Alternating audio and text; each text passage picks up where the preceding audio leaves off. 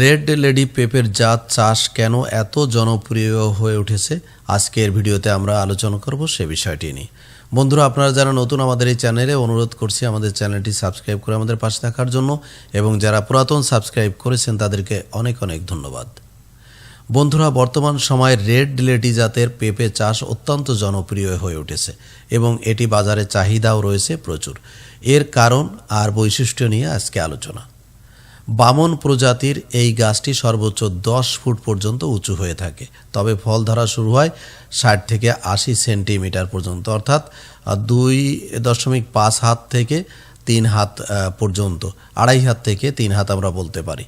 অত্যন্ত উচ্চ ফলনশীল, প্রতি গাছে বছরে 80 থেকে 100 কেজির মতো ফল পাওয়া যেতে পারে।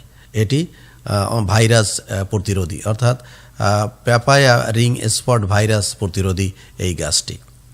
পাকা অবস্থায় ফলের ত্বক হলুদ বা লালচে কমলা হয় এবং মাংস গাঢ় লাল রঙের হয়ে থাকে। মিষ্টি ও সুগন্ধিযুক্ত, অনেকটা ক্যান্টালুপের মতো স্বাদ পাওয়া যায়। ভিটামিন এ, সি এবং হজমে সহায়ক পেপেইন এনজাইম সমৃদ্ধ এই ফলটি।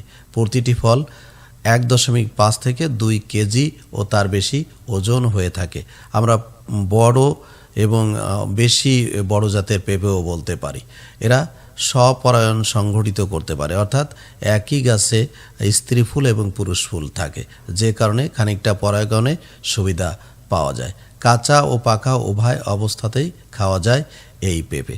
তো যে কারণে এই বৈশিষ্ট্যের কারণে, গুণগত মানের কারণে বর্তমান অনেক বেশি জনপ্রিয় হয়ে উঠেছে রেড লেডি জাতের পেঁপে।